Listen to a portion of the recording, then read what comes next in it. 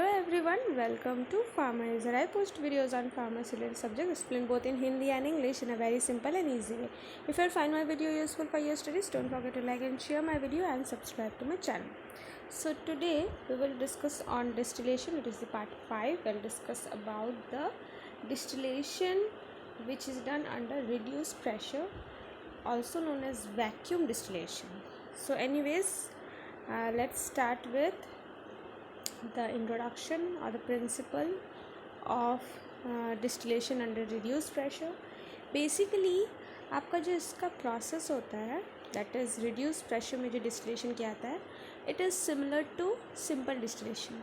बिल्कुल सिमिलर है simple distillation के प्रोसेस के जैसा ही, कोई ऐसा मॉडिफिकेशन नहीं है. सिर्फ यहाँ पे फ़र्क क्या है, यहाँ पे वैक्यूम अप्लाई कर दिया था जिससे क्या हो, जनरली आपका जो इवापोरेशन है वो बहुत जल्दी हो जाए, टाइम टेकिंग ना हो, जिसके लिए क्या किया था, वैक्यूम अप्लाई किया था. वैक्यूम अप्लाई करने से जनरली जो आपका वेपराइजेशन होता है जिस टेम्परेचर पे, उससे बहुत पहले ही आपका जो है वो वेपराइज हो जाएगा due to applying vacuum.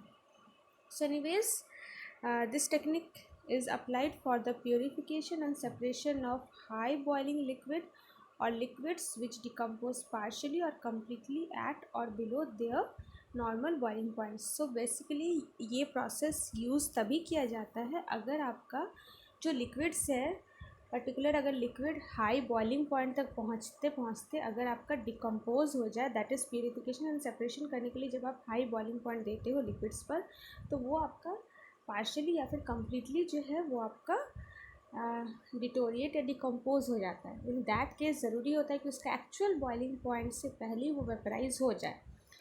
So a liquid boils at a temperature at which its vapor pressure becomes equal to the atmospheric pressure. Basically क्या होता है that कोई भी liquid आपका boil तभी करता है जब उसका जो vapor pressure होता है आपका atmospheric pressure के जैसा आपका similar हो जाए. That is vapor pressure equals to atmospheric pressure जब होता है तभी जाकर आपका liquid जो है boil होता है. Thus if the outer pressure by decreasing the outer pressure the boiling point also decreases and it's get distilled without decomposition. तो अगर आप आउटसाइड प्रेशर, जो आउटर प्रेशर है उसको अगर आप डिक्रीज़ कर सको, कम कर सको, तो आपका वेपर प्रेशर भी आपको जनरेट ज़्यादा नहीं करना होगा. दस आपका जो लिक्विड है वो आपका एक्चुअल बॉइलिंग पॉइंट से पहले ही वेपराइज हो जाएगा, बिकॉज आपका vapour pressure equals to atmospheric pressure होना चाहता है. Thus atmospheric pressure that is surrounding pressure reduce करने से आपका जो है लोअर टेम्परेचर में वो वेपर भी आपका बन जाएगा, बिकॉज कम आपका जो टेम्परेचर लगेगा वेपर प्रेशर को जनरेट करने के लिए. सो विदाउट डिकम्पोजिशन आपको जो है आपका प्योरीफाइड लिक्विड मिल जाएगा. So apparatus is basically generally laboratory based एक एपरेटस होता है एज वेल एज आपका इंडस्ट्रियल बेस्ड एक एपरेटस होता है. We are talking about the laboratory based apparatus. So anyways it consist of a double neck distillation flask known as Claisen flask. यहाँ पर एक स्पेशल टाइप्स ऑफ फ्लास्क को लिया जाता है जिससे क्लैसियन फ्लास्क कहते हैं, जिसका डबल नेक दैट इज़ आपका नेक के पोर्शन में यू शेप में आपका जो है दो ओपनिंग्स रहते हैं. इमेज के द्वारा आप लोगों को बेटर समझ में आएगा.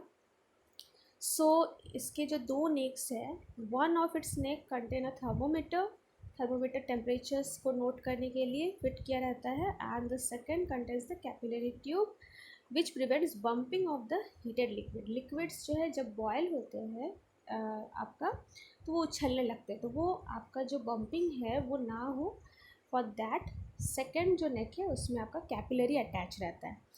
सो एनीवेज आपका थर्मोमीटर्स से ये देखा जाता है कि वो कम से कम टेम्परेचर में आपका जो है काम हो रहा है, एंड ऑब्वियसली यहाँ पर वैक्यूम आपका अप्लाइड है तो ये आपका कम से कम टेम्परेचर में ही आपका वेपराइजेशन जो है या बॉइलिंग जो है वो हो जाएगा. That is actual boiling point से पहले ही आपका लिक्विड जो है बॉयल होकर वेपर फॉर्म करने लगेगा.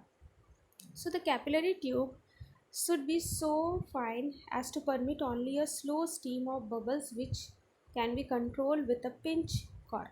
जनरली कैपिलरी ट्यूब क्या करता है, जब एक्सेस में अगर वेपर्स होने लगे तो वो आपका प्रेशर वगैरह कंट्रोल करने के लिए है, तो उतना ही फाइन होना चाहिए कि बहुत स्लोली कुछ बबल्स आपका जो है वो निकल पाए, एंड पिंच कॉर्क से वो कंट्रोल रहता है आपका कैपिलरीज सो दैट आपका एक्सेस ऐसा ना हो कि कैपिलरी जो आपका ट्यूब है उससे आपका सारा का सारा स्टीम निकल जाए। ये पर्पस नहीं होता, जस्ट बम्पिंग को प्रिवेंट करने के लिए। थिक वॉल ग्लास के एपरेटसेस रहते हैं with interchangeable standard glass joints are used for vacuum distillation. क्योंकि आपका वैक्यूम अप्लाई कर रहे हो, प्रेशर रिड्यूस करना यानी क्या होता है, वैक्यूम अप्लाई करना। क्योंकि आप यहाँ पे वैक्यूम अप्लाई कर रहे हो तो अगर आपके ग्लास मजबूत नहीं हुए तो ब्रेक करने के चांसेस है, बिकॉज आप यहाँ पे वैक्यूम अप्लाई कर रहे हो। That is why thick glasses का इस्तेमाल करना चाहिए, थिक ग्लास कंटेनर्स का। The Claisen flask is connected to the receiver through condenser. आपका क्लासियन फ्लास्क जैसे सिंपल डिस्टिलेशन में फ्लास्क और रिसीवर के बीच में कनेक्शन कैसे आपका रहता है, कंडेंसर के द्वारा। बिल्कुल यहीं पर यहाँ पर भी वही है, क्लासियन फ्लास्क एंड आपका रिसीवर फ्लास्क जो है वो आपका कनेक्टेड है through the condenser, condenser pipe से आपका कनेक्टेड है। Vacuum pump is attach to the receiver. Vacuum pump आपका रिसीवर के पास अप्लाई रहता है, रिसीवर ही वैक्यूम जनरेट करता है, जिससे जल्दी से क्लासियन फ्लास्क क्या करता है, वेपर्स को आपका कंडेंसर के थ्रू भेज देता है रिसीवर के पास। सो आपका जो आपका वेपर दैट इज़ वैक्यूम जो है वो आपका क्लासियन फ्लास्क के साथ अटैच, सॉरी आपका रिसीवर फ्लास्क के साथ अटैच्ड रहता है। सो वहाँ से आपका डिज़ायर्ड अमाउंट ऑफ वैक्यूम आप अप्लाई कर सकते हो। मैनोमीटर्स भी रहता है एक, जो मैं एपरेटस की डायग्राम में आपको दिखाऊंगी। मैनोमीटर कंट्रोल करता है, मैनोमीटर से आप देख सकते हो कितना वैक्यूम आपने अप्लाई किया, कितना प्रेशर वहाँ पे जनरेट हुआ है, जिससे आप अपने अकॉर्डिंग एडजस्ट कर सकते हो। डिपेंडिंग ऑन पर्टिकुलर लिक्विड आप अपना वैक्यूम एडजस्ट कर सकते हो। So heating of Claisen flask is not started until the desired vacuum has been attained. जब तक आपका वैक्यूम अप्लाई ना हो जाए, जितना वैक्यूम प्रेशर या जितना प्रेशर आप रिड्यूस करना चाहते हो इंटरनल एटमॉस्फेयर, एटमॉस्फेयर मतलब यहाँ हवा का एटमॉस्फेयर है, एटमॉस्फेयर मतलब आपके पूरे एपरेटस में जो एटमॉस्फेयर है वहाँ के प्रेशर को आपको रिड्यूस करना है। सो बेसिकली वहाँ पर जो है आपका जब तक प्रेशर रिड्यूस ना हो जाए तब तक जो है आपका क्लासियन फ्लास्क के अंदर जो भी लिक्विड्स है उससे आप हीट करना स्टार्ट नहीं करोगे, बिकॉज नॉर्मली वैक्यूम बिना अप्लाई किए अगर आप हीट करोगे तो आपको ज़्यादा हीट करना पड़ेगा, जिससे आपका लिक्विड वेपराइज होकर अपना अपना सेपरेट हो सके। पर्टिकुलर रिड्यूस वेपर प्रेशर में आपका जिसका टेंडेंसी पर्टिकुलर वैक्यूम प्रेशर के अंडर में जिसका वेपर प्रेशर या जिसका जल्दी फास्ट वेपर बन सकता है ए बी सी मिक्सचर्स में, वो पहले आपका वेपर बनकर अलग होगा, देन बी आपका रहा तो बी अलग होगा, देन सी, इस तरह से आपका होता है। बिकॉज ऑब्वियसली जैसे हर टेम्परेचर पे अलग अलग लिक्विड्स का अपना बॉइलिंग होता है, कोई बहुत पहले हो जाता है कोई बाद में, तो उसी तरह एक प्रेशर को आप रिड्यूस करने से बस वो फास्ट हो रहा है, बट सबका अपना अपना एक टेम्परेचर ज़रूर लगेगा। प्रेशर रिड्यूस कर दे रहे हो तो एक्चुअल टेम्परेचर जो लगता है उससे थोड़ा कम लगेगा, बट ऑब्वियसली सबका सेम टेम्परेचर में वेपराइजेशन नहीं होगा, बिकॉज आप एक फिक्स्ड प्रेशर ही रिड्यूस करते हैं। प्रेशर फिर बार बार आप नहीं बदलते, एक फिक्स प्रेशर रिड्यूस करते हैं जिससे सबका जो भी एक्चुअल टेम्परेचर है बॉइलिंग का उससे वो पहले ही आपका जो है बॉयल होना स्टार्ट हो जाए। देन आप यहाँ पर धीरे धीरे हीटिंग कर रहे हो, जो सबसे पहले आपका पर्टिकुलर अंडर रिड्यूस प्रेशर जो सबसे पहले वेपराइज होगा वो आपका अलग होगा। So anyways we will know the detail in the working process. So see the image, you can see यहाँ पर आपके स्क्रू क्लिप्स लगे हुए हैं जो कि आपका थर्मोमीटर्स को अटैच करके रखता है in one mouth, and another mouth में आप देख सकते हो कि कैपिलरी अटैच्ड है। दैट इज़ आपका क्लासियन फ्लास्क जो है उसका दो माउथ है, दो नेक जिसको कहते हैं, डबल नेक है। देन उसके अंदर आपके इम्प्योर लिक्विड है एंड आइदर वाटर बाथ दिया जाता है या फिर सैंड बाथ। डायरेक्टली आपका हीट नहीं दिया जाता है बेसिकली, जिससे कि ज़्यादा हीट ना मिले आपके फ्लास्क को। That is Y direct Bunsen burner generally avoid किया जाता है, या तो वाटर बाथ देना है या सैंड बाथ। दैट इज़ एक बाउल में आपका या तो सैंड रहेगा या वाटर रहेगा, उसके ऊपर आपका फ्लास्क रहेगा एंड आपका सैंड या आपके वाटर के थ्रू बंसन बर्नर से जब वो गर्म हो तो इनडायरेक्ट हीट आपको मिलेगा। देन आप देख सकते हो वाटर कंडेंसर है, जहाँ पर आपका water condenser as it is जहाँ सिंपल डिस्टिलेशन में आपका रहता है, वाटर कंडेंसर के अराउंड में एक जैकेट रहता है, वाटर का जैकेट, जिससे कि टैप वाटर्स आपका कंटिन्यूसली फ्लो होता है। इनलेट के द्वारा टैप वाटर आपका अंदर जाता है चारों तरफ, वाटर कंडेंसर के चारों तरफ, एंड आउटलेट से वाटर कंडेंसर से अगेन आपका जो टैप वाटर आपने भरा वो निकल जाता है। जो क्या करता है, वो टैप वाटर कंटिन्यूसली आपके कंडेंसर के अंदर से जो वेपर्स गुजर रहे हैं उन वेपर्स को कूल करने का काम करता है, जिससे क्या हो, इस कंडेंसर पाइप से उतर कर रिसीवर तक जाते जाते आपका जो लिक्विड है वो आपके जो लिक्विड जो वेपर बनकर पार हो रहा था कंडेंसर से, वो वापस से वेपर से अगेन लिक्विड में रिटर्न हो जाए, ताकि आपको as a result liquid form में वापस से आपका प्यूरिफाइड लिक्विड मिले। सो इससे क्या होगा, 1 बाय 1 आपका प्यूरिफाइड लिक्विड आपको कलेक्टेड मिलेगा। एंड देख सकते हो यहाँ पर आपका जो है प्यूरिफाइड लिक्विड जहाँ रिसीवर है वहाँ से एक pump that is vacuum pump attached है, एंड वैक्यूम पंप जो है वो मैनोमीटर से अटैच है, जहाँ से आप रीड कर सकते हो कितना प्रेशर आपका जनरेट है, एंड आप एडजस्ट भी कर सकते हैं। सो एनीवेज नेक्स्ट आपका working. So the liquid to be distilled is put into the flask up to 1/2 और 2/3 ऑफ इट्स वॉल्यूम। तो आपको हाफ या 2/3 पोर्शन तक ही आप जो है लिक्विड को भरोगे, पूरा फुल नहीं करना है, जिससे कि वो जब बम्पिंग होगा उछलेगा तो वो पूरा फ्लास्क से निकल ना पड़े, या फिर आपका कंडेंसर के अंदर ना चला जाए आपका boiling liquid. That is why 2/3 या हाफ ही फिल किया जाता है। Then porcelain piece is added to prevent bumping. Generally और एक मेथड भी आप कर सकते हो बम्पिंग्स को प्रिवेंट करने के लिए additionally, that is porcelain pieces. Porcelain के छोटे छोटे स्टोन्स बॉल्स आते हैं, जो आप अगर ग्लासेन फ्लास्क में डाल दो तो जब आपके पानी बॉयल हो उसके अंदर, तो वो आपका बम्पिंग ना होगा। बिकॉज बम्पिंग होने से क्या होगा, वो उछल कर आपके कंडेंसर में चला जा सकता है, कंडेंसर में सिर्फ आपका प्यूरिफाइड जो वेपर्स फॉर्म होंगे वही सिर्फ जाएगा, यही आपका होना चाहिए। Claisen flask have also provision of capillary tube, जो कि मैंने ऑलरेडी बताया आपको एपरेटस के पार्ट में, दैट कैपिलरी ट्यूब रहता है। थर्मोमीटर इंसर्टेड रहता है also in the flask, that is 2 neck में, एक में थर्मोमीटर एंड एक में capillary tube. Then water bath is used for heating medium. Also I told about this कि वाटर बाथ या फिर सैंड बाथ का यूज़ किया था, इनडायरेक्ट मीडियम दिया जाता है हीटिंग का, जिससे ज़्यादा हीट ना मिले आपको। The required vacuum is applied and contents are heated gradually. आप वैक्यूम अप्लाई करते हो जो कि रिसीवर में आपका कनेक्टेड है, रिसीवर में कनेक्टेड वैक्यूम पंप के द्वारा वैक्यूम अप्लाई होता है, और वही वैक्यूम जो है पूरे चेम्बर को आपका रिड्यूस प्रेशर में लेकर आता है, रिड्यूस प्रेशर कंडीशन में, दैट इज़ वैक्यूम कंडीशन में लेकर आता है। And then as the temperature rises in liquid it gets converted into vapour rapidly due to vacuum. Vacuum की वजह से क्या होता है, टेम्परेचर जैसे बढ़ता है तो लिक्विड बहुत जल्दी वेपर बन जाता है। जैसे कि मान लीजिए वाटर आपका 100 डिग्री में आपका वेपर बनता, उसी के बजाय क्या होगा, वही आपका वाटर हो सकता है 50 डिग्री सेल्सियस पे ही आपका जो है वेपर फॉर्म हो जाए। 100 डिग्री तक बॉयल होते होते वो वेपर फॉर्म करता है, हो सकता है वो आपके 50 डिग्री पे ही वो अपना वेपराइज कम्प्लीटली हो जाए, बिकॉज आप वहाँ पर क्या किए हो, दैट इज़ प्रेशर रिड्यूस किए हो। प्रेशर रिड्यूस करने से क्या हो रहा है, एटमॉस्फेरिक प्रेशर रिड्यूस होने से जो वेपर प्रेशर होता है वो भी घट जाता है एंड जल्दी आपके वेपर्स फॉर्म होते हैं। So according to that theory only जल्दी आपका जो है वेपराइज होगा एंड अलग हो जाएगा। बट ऑब्वियसली अगर आप वाटर एंड इथेनॉल का मिक्सचर लियो, ऐसा तो है नहीं कि वाटर आपका मान लीजिए कि प्रेशर रिड्यूस करने से आपका जिसका भी जितना बॉइलिंग पॉइंट है उसके हाफ में ही वो अपना वेपर हो जा रहा है, वेपराइज हो जा रहा है। तो अल्कोहल का भी 100 तो नहीं होगा, अल्कोहल का जो आपका पर्टिकुलर होगा, ऑब्वियसली अल्कोहल का कम है आपका बॉइलिंग पॉइंट, तो अल्कोहल का जो भी बॉइलिंग पॉइंट होगा तो वो पहले आपका पानी जब तक वेपर होगा उससे पहले इथेनॉल आपका जो है दैट इज़ अल्कोहल जो है वो अपना वेपराइज होकर रिमूव हो जाएगा।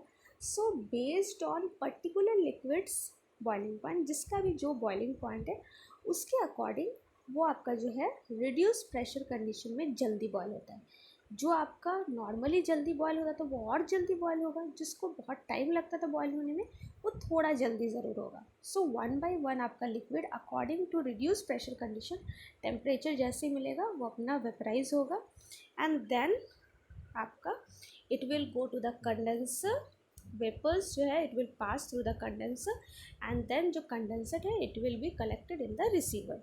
सो 1 बाय 1 आपको प्यूरिफाइड लिक्विड मिल जाएगा। Receiver is attach to vacuum pump to reduce pressure. So that I have explain, apparatus में आपको बताया, दैट इज़ वैक्यूम पम्प जो है वो आपका रिसीवर में अटैच रहता है, रिसीवर के वहीं से आपका प्रेशर जो है वो रिड्यूस होना शुरू होता है। सो प्रेशर मेज़र किया जाता है with the help of manometer, measure and adjustment manometers के बारे में किया था। मैनोमीटर से जब आप देखते हो कि कितना प्रेशर है, आप वैक्यूम पंप से फिर एडजस्ट करते हो अपना pressure. So anyways, next is the application, various application of this reduced pressure distillation.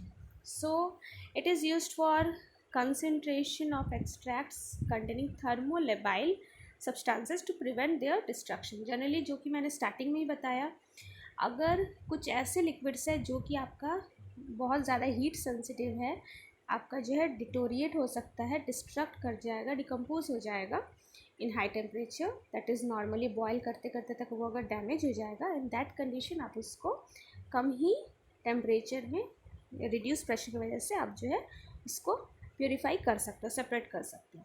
Then it is used for separating substances which undergo decomposition when heated under normal atmosphere pressure. फिर कुछ ऐसे भी substance है जो heat की वजह से नहीं, बट आपका नॉर्मल एटमॉस्फेरिक प्रेशर में हीट करने से आपका जो है वो डैमेज हो जाता है। That is normal atmospheric pressure के हीट से जो डैमेज होते हैं, वैसे के लिए भी आपका जो है ये बेस्ट है, बिकॉज यहाँ पे आप नॉर्मल एटमॉस्फेरिक प्रेशर में नहीं उसको हीट कर रहे हो, आप यहाँ इसको एक आर्टिफिशियल रिड्यूस प्रेशर दे रहे हो, वैक्यूम प्रेशर दे रहे हो। Now it is used for obtaining a light porous mass on distillation of the liquid extract. अगर आपको बहुत ही लाइट पोरस सब्सटेंस चाहिए बाय डिस्टिलेशन, मतलब काफ़ी हल्का हो जिसमें कि बहुत सारे पोर्स हो, अगर आपके मॉलिक्यूल्स के बीच में पोर्स ज़्यादा हो, पर्टिकुलर कंपोनेंट के मॉलिक्यूल्स के बीच में पोर्स, दैट इज़ छेद जिसे कहते हैं, इंटरमॉलिक्यूलर स्पेस, मॉलिक्यूल्स के बीच का जो स्पेस होता है, पोर्स अगर ज़्यादा तो वो काफ़ी लाइट हो जाता है, हल्के हो जाते हैं। एंड दस अगर आपको बहुत ही लाइट पोरस मास चाहिए लिक्विड का, लिक्विड एक्सट्रैक्ट्स का, तो भी आप इस तरह से डिस्टिलेशन कर सकते हो, बिकॉज यहाँ पे रिड्यूस प्रेशर से डिस्टिलेशन हो रहा है, तो जनरली आपको काफ़ी लाइट पोरस मास मिलते हैं। एनीवेज, नेक्स्ट आपके advantages, disadvantages, but before that today's IQ fact. So do you all know earthworms have not 1 or 2 but 5 hearts. Yes, they have 5, but their heart and circulatory system aren't that complicated as ours, maybe because their blood doesn't have to go on to so many body parts. So yes, आपके earthworms जो है, जिन्हें आप कीड़े मकोड़ों को जो daily देखते हो, अर्थवॉर्म्स जो है, इनके 5 हार्ट होते हैं, एंड इसका जो हार्ट एंड सर्कुलेटरी सिस्टम है वो बहुत ज़्यादा कॉम्प्लिकेटेड नहीं है हमारे हार्ट का, जैसे है 4 चेम्बर, इतने सारे सर्कुलेटरी आपके ब्लड वेसल्स, वैसा कॉम्प्लिकेटेड नहीं है, बिकॉज इसका बॉडी स्ट्रक्चर ही इतना कॉम्प्लिकेटेड नहीं है, as you can see in the image also. So anyways, with this IQ fact, next move to the advantages and disadvantages of vacuum or reduced pressure distillation. Advantage क्या है? Some preparations such as enzymes, vitamins, glycoside and alkaloids undergo decomposition when processed at high temperature. Therefore, their extraction should be done at lower temperature under reduced pressure. कुछ preparations जो है, जैसे enzymes, vitamins, glycosides, alkaloids, ये सारे जो होते हैं, इनका जब एक्सट्रैक्ट किया जाता है, इनको प्लांट से एक्सट्रैक्ट किया जाता है इन केमिकल्स को, तो हाई टेम्परेचर देने से ये सब ख़राब हो सकते हैं, डिटोरिएट हो जाएंगे, ख़राब हो जाएंगे, डिकम्पोज हो जाएगा. दस इसके लिए आपका रिड्यूस प्रेशर के द्वारा आप जो है, thanks to reduce pressure distillation, कि आप जो है इस तरह के थर्मो सेंसिटिव सब्सटेंसेस को आप एक्सट्रैक्ट कर सकते हो ईजिली. देन डिस्टिलेशन का डिसएडवांटेज भी है, दैट इज़ फोमिंग प्रोड्यूस हो जाता है in case of biological and plant extract. Generally अगर बायोलॉजिकल, दैट इज़ जो क्रूड एक्सट्रैक्ट्स होता है, उस एक्सट्रैक्ट्स को अगर आप यूज़ करते हो, निकालते हो डिस्टिलेशन प्रोसेस के द्वारा, तो जनरली फोम्स प्रोड्यूस होते हैं, देखा गया है. So this is one of the disadvantage. Anyways, with this हमारा आज का वीडियो कंप्लीट हो रहा है. Next will be on steam distillation. For more videos, you can go and check my channel. So hope that you have found my video useful. If yes, then press the bell icon to get the notification. Thanks for watching and bye bye.